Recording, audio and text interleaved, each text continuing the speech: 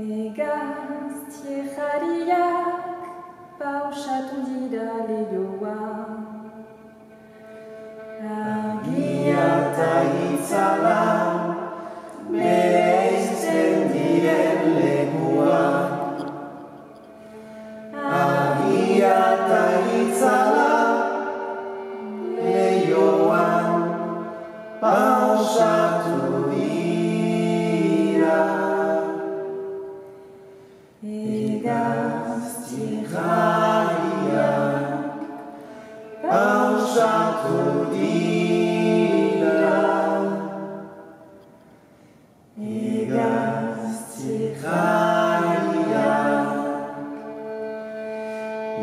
Gaztiejariak pausatu dira lehioan. Argia eta itzala bereizten diren lekuan. Argia eta itzala lehioan pausatu dira.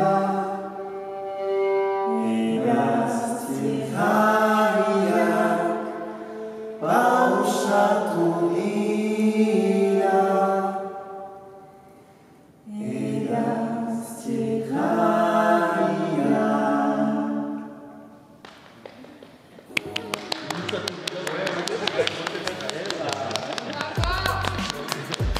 Bonjour, je m'appelle Arthur, je suis danseur et co-directeur au sein du collectif Vilaka. Bonjour, je m'appelle Cybèle, je suis danseuse et co-directrice au sein du collectif Vilaka. Bonjour, je suis Chabi, musicien et co-directeur dans le collectif Vilaka. Comment s'est construit le collectif ? Le collectif il s'est monté il y a une dizaine d'années. On est plusieurs musiciens et danseurs à s'être réunis. Il faut savoir qu'ici, dans chaque village, il y a un groupe de danse basque où il y a également des musiciens qui accompagnent ces danseurs, qui apprennent tout un répertoire autour de la danse basque. On avait des liens d'amitié et on voulait créer un nouveau projet. Et donc, quand je dis qu'on s'est formé en coopérative, c'est qu'on était tous bénévoles au début et que l'idée c'était de créer des spectacles qui auraient pu intéresser un réseau de diffusion autre que celui qu'on touchait jusqu'alors. Il y avait un but, c'était de permettre aux danseurs basques de pouvoir vivre de leur pratique artistique. Et donc, même si ça existait au niveau de la musique, la professionnalisation pour les danseurs basques n'était pas facile parce que très souvent, un danseur qui voulait vivre de la danse simplement devait partir du Pays basque et bien sûr laisser sa pratique de danseur basque. Alors que là, l'idée, c'était de justement pérenniser cette pratique. Et donc, le format collectif permettait de consolider une équipe. Et donc, moi, je suis un petit peu curieuse parce que c'est vrai que, par exemple, je vais commencer par une surprise pour nous qui arrivons dans le Pays basque. On voit tous les panneaux en 2 langues et on se pose toujours la question, est-ce que vous parlez vraiment le basque ou c'est juste les panneaux qui sont en double langue ? Non. On parle même au quotidien en basque. Entre nous, tous les membres du collectif sont bascophones. Le fait de travailler en basque aussi, je pense que ça fait partie des valeurs de Vilaka, parce que ça inclut plein de valeurs telles que le féminisme, telles que le non-genre, l'écologie, la solidarité. Et c'est dans ce genre c'est dans ce mode-là qu'on veut travailler. Le fait qu'il y ait la langue basque, ça nous aide aussi à nous fédérer, mais sans nous fermer. C'est très important, je pense. Donc ouais, c'est pas que de là. Oui. Pas que les panneaux. Les gens le voient comme un élément marketing ou de pub, mais c'est que ce qui les surprend très souvent, c'est que ça vit, c'est très vivant ici, que ce soit nos traditions ou la langue, mais même la danse. On n'est pas dans un but de conservation ou de figer ce qui est fait, c'est que non, au contraire, il y a beaucoup d'échanges là-dessus, il y a vraiment des dynamiques et des synergies qui se font autour de la danse et de la langue. Donc ça fait partie de nous et c'est pas faux de le dire.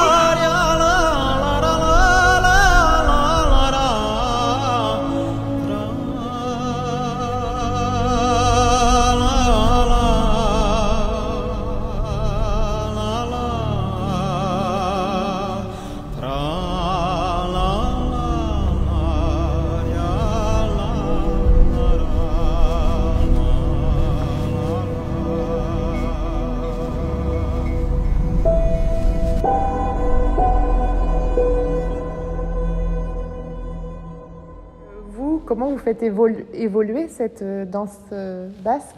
On ne dit pas faire évoluer, parce que ça voudrait dire que la danse basque ne se suffit pas à elle-même. Alors que c'est une danse qui est vraiment vivante au quotidien et qui est profondément contemporaine dans sa façon d'être. On dit plus qu'on veut prolonger son mouvement. Donc on part de la danse traditionnelle, de son esthétique, de son essence, et on essaie de l'amener ailleurs, et dans d'autres qualités de corps et avec d'autres intentions. En fait, la danse basque a un rapport avec le sol qui est très fort, un peu comme la danse contemporaine. Et c'est en ça où elles sont très proches. Souvent on se dit, ouais, ça ressemble beaucoup à la danse classique. Oui, parce qu'il y a des grands levées de jambes, il y a des grands sauts, mais au niveau rapport de sol, c'est très contemporain. Et du coup, on trouvait ça très intéressant de partir de cette danse-là, qui est au final très sauvage et très terrienne, et de l'amener vers avec d'autres qualités de corps et en se formant dans la danse contemporaine et à voir ce mouvement, comment on peut l'amener ailleurs. Et on se retrouve plus là-dedans, je pense. On la voit un peu comme un héritage, en tout cas une matière qu'on porte. Dans le collectif, on vient tous de ça, que ce soit en musique ou en danse. C'est vraiment la langue qu'on a en commun. Et l'enjeu pour nous, l'envie pour nous, c'est surtout de dire, très bien, on a ça. Maintenant, le fait de l'amener à la scène telle qu'elle est, c'est aussi contribuer à la figer, ou en tout cas donner une image d'elle assez folklorique, c'est ce qui a été fait un peu avant. C'est de dire, bah, très bien, nos danses basques, c'est ça, et on les montre comme ça, on les surjoue, on les met plein de couleurs, et on sort de partout. Non, mais ça a été une image primordiale, on a fait de faire sur nos traditions, non, mais en tout cas, ça a été plus sous forme de lutte. Mais il y a aussi le fait que c'est des danses populaires, c'est des danses qui se vivaient sur la place, et ce rapport-là, qu'on le veuille ou non, j'ai l'impression en tout cas que par essence, il ne pourra pas s'amener à la scène. Donc c'est plus réfléchir à quelle démarche artistique on peut mener là-dedans, comment on peut réfléchir à partir de ça, à vraiment dire quelque chose d'actuel, quelque chose qui a sens aujourd'hui, sens pour nous aussi. Donc j'ai l'impression qu'on se passe plus là-dedans, on part de ça, on prolonge le mouvement, comme l'a très bien dit Sibelle, avec différentes esthétiques. J'ai l'impression que tous les deux, vous êtes un peu en train de nous expliquer la différence entre folklore et tradition. Ouais. Oui, totalement. C'est ce qu'on essaie de différencier en tout cas, parce qu'on a souvent les retours. Puis il y a le fait aussi que nos traditions, on vit, donc c'est pas qu'il n'y a aucun intérêt, mais c'est pas notre rôle, parce que c'est pas notre démarche artistique et parce qu'on n'a pas besoin de le faire. Il y a un très fort tissu associatif, une très forte démarche d'active et de dynamisme dans le milieu associatif déjà autour de la danse traditionnelle. Donc nous c'est plus, très bien, au-delà de ça, qu'est-ce qu'on peut proposer de nouveau? C'est surtout qu'est-ce qu'on a envie de faire, qu'est-ce qu'on a envie de dire, et oui, comment on peut essayer de lui donner un sens différent, un sens qui est vrai pour nous, qui est sincère aussi. Parce que c'est des danses, le fait de l'amener à la scène, il y a quelque chose de très expressif, en tout cas de spectaculaire. Oui. Ouais, et en même temps j'ai l'impression, par rapport à ce que tu disais, pour le folklore et la tradition, en fait le mot tradition, j'ai l'impression que c'est un mot qui a été très repris par un certain parti politique. Non mais c'est vrai. Et ça c'est très récent après. Ouais, mais mine de rien, les gens en ont peur. Enfin, moi je me suis retrouvée dans les vacances, je parlais de la culture, on me disait la tradition, ouais. J'étais là, mais non, mais nous on la vit vraiment comme quelque chose d'ouvert et pour nous on vit pas notre culture comme quelque chose de fermé. Justement, ça aide à accueillir les autres, c'est un échange de culture. Ah, oui. C'est pas passé. Il y a souvent l'idée qu'on c'est tout le temps dans la tradition, pas quelque chose de désuet, mais en tout cas quelque chose de l'ordre du souvenir ou quelque chose de passé. C'est pas du tout le cas chez nous, c'est que nos traditions, elles vivent, elles font partie de nous aujourd'hui, donc quand on en parle, c'est que oui, elles sont là, et on ne les regarde pas par derrière. Et beaucoup de personnes, mine de rien, quand elles viendront voir notre spectacle, elles se diront mais c'est pas du tout de la danse basque. Enfin, si tu sais pas et tu t'intéresses pas, ce sera de la danse contemporaine. Alors que oui, en même temps, il y a beaucoup de pas, c'est de la danse basque, c'est juste qu'on les a amenés ailleurs.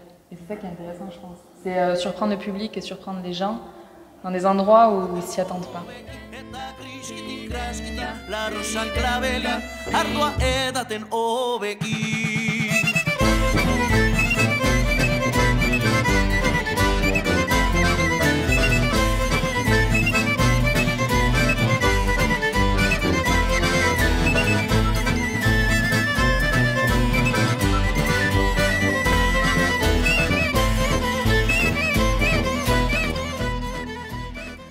Ça me fait poser la question de la légitimité. Comment vous le vivez, cette légitimité d'être ceux qui continuent la tradition? Je ne pense pas qu'on soit ambassadeur non plus de cette culture. Elle appartient à tout le monde. Je pense que c'est une ressource culturelle que tout le monde peut s'approprier. Elle n'appartient à personne. Et bon, là, on parle de nos créations, mais il y a tout un volet aussi, on désacralise cette pratique sur scène. où on fait du bal traditionnel, où on fait danser les gens, on fait danser les danses qu'ils connaissent et qu'on partage. Et en fait, je crois que c'est là où la légitimité, c'est être capable de jouer pour des gens qui pratiquent la danse naturellement. Donc, si on n'était pas capable de danser et de jouer pour eux ou avec eux, là, on serait dans un déconnecté ou hors sol, je pense. On peut se permettre, nous, de s'atteler ou de s'essayer à de nouvelles écritures, parce que de notre côté, on sait aussi qu'il y a un très fort noyau où ça se partage et ça se vit. Donc on n'est ni ambassadeur, on fait rien. On n'a aucune prétention dans ce qu'on fait en tout cas. Parce que l'intérêt, il est aussi de pouvoir garder ce rapport-là et de pouvoir continuer à partager, à échanger sur ce qui est. Dans votre prochaine création, Guernica, vous faites appel donc au chorégraphe, donc Martin Arriague. Comment est venue l'idée d'inviter des chorégraphes extérieurs à participer à l'aventure? Je pense que depuis le début, on avait la volonté d'inviter des chorégraphes extérieurs parce que ça donne un autre point de vue et ils apportent leur point de vue sur notre culture. Et en fait, l'échange est toujours très intéressant. Et là, Martin, du coup, il a dansé au ballet de Lorraine. Après, il a été au kibbutz pendant très longtemps. Il en revient, ça fait 6 ans qu'il en est revenu. Et là, il est artiste associé au Malandin. Et il est d'ici, en fait. Donc, c'est une personne qui peut comprendre, mais en même temps, il a grandi et il a passé sa vie ailleurs, en fait, parce que pour la danse, il est parti. Et c'est très intéressant d'avoir son point de vue. C'est une personne qui est aussi de notre génération, plus celle de Chabi, mais avec qui on a tissé des liens d'amitié. Et c'est que des rencontres. Donc, pour nous, c'est intéressant. C'est que je crois qu'on est aussi attaché à la collaboration artistique, ou en tout cas à l'échange avec l'autre, parce qu'on en apprend forcément plus sur nous en échangeant avec l'autre. Que du coup, le choix de Martin, il s'est imposé aussi assez facilement par rapport à son parcours, à son histoire, d'un point de vue esthétique vis-à-vis de la danse, parce qu'en étant resté pas mal de temps au kibbutz, il avait un rapport au sol qui nous intéressait beaucoup en tant que danseur traditionnel, parce qu'on savait qu'il y allait avoir un endroit où on allait pouvoir échanger avec lui. Ça nous intéressait aussi, vu qu'il est né ici, il a connu peut-être la culture basque d'un peu plus loin que nous, mais par contre, on voulait l'interroger sur le regard qu'il y porte. Et dans cette création, il y aura donc Martin Ré à la chorégraphie, et on collabore également avec Stéphane Garin, qui est un musicien spécialiste des musiques minimalistes américaines. Il dirige un ensemble qui s'appelle l'Ensemble Zéro. Et là aussi, Stéphane est né ici et a tourné partout en Europe, a vécu à Barcelone très longtemps, et il rentre au Pays Basque aujourd'hui. Et donc en fait, comme on a expliqué tout à l'heure, l'idée de créer un collectif pour permettre la professionnalisation ou aux artistes basques de créer à partir du Pays Basque, mais aussi collaborer avec des gens qui sont allés s'expérimenter autre part et qui rentrent au Pays Basque, et leur regard sur notre culture d'ici, elle est très intéressante.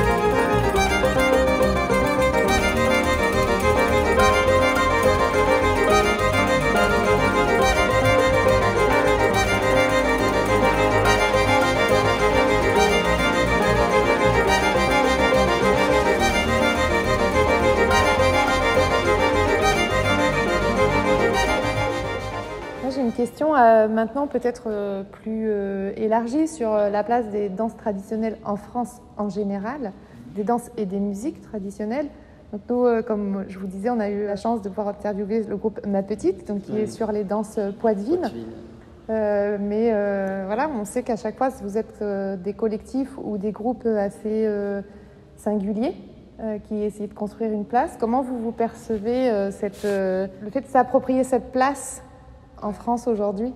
Je pense que c'est pas, d'une certaine manière, c'est ce que je te disais, une place évidente, mais en même temps pas du tout, parce que j'ai l'impression que les gens n'ont pas conscience que les danses en France continuent à vivre, et que les gens dansent en fait dans la rue, les gens dansent la bourrée, toute l'Occitanie, enfin il y a énormément de danses traditionnelles, la Bretagne n'en parlons pas, enfin c'est des danses qui continuent à vivre et on les voit comme des danses mortes en un peu comme les langues en fait. Donc en même temps, il faut toujours, ce qui est compliqué, c'est qu'il faut toujours passer le pas de déconstruire ce que les gens croyaient et leur dire, mais non, regarde, nous on en danse depuis qu'on a 6 ans, c'est bien qu'elles sont vivantes. Donc il y a une légitimité à faire ça. C'est pas, on le sort pas de nulle part, tu vois. On n'est pas anthropologue, on est artiste. Donc Mais en tout cas, ce qui est important, c'est, je pense que y a des mémoires collectives dans ces régions où il y a un répertoire commun. Et je crois que notre société irait mieux si on activait ces mémoires collectives, parce que je pense que c'est les premiers, ce qui nous rapproche sans rentrer dans du conservatisme. C'est-à-dire qu'il y a des mouvements de population, et je pense que si on transmettait à ces autres populations les cultures locales, avec un esprit très ouvert, eh bien, il y aurait un intérêt. La différence, c'est que j'ai l'impression qu'au Pays Basque, il y a encore des rites qui sont encore très vivants, des rites liés à un calendrier, liés à des costumes. Il y a des régions où il y a moins. Par contre, il y a la pratique du bal qui revient à la mode. Je me souviens, il y a des films comme Le Grand Bal qui ont connu un certain succès, et que c'est bien, les gens ont envie de connaître le répertoire dansé de leur région. Et il y a plein de jeunes qui se montent en collectif pour organiser des bals et justement donner envie aux gens de danser. Et c'est des pratiques très libératrices, je pense, pour les gens qui dansent. Et ça fait du bien à tous, je pense. Osoki begiratu ditugu. esan zi komentarioak emaitea. Eta atsegin!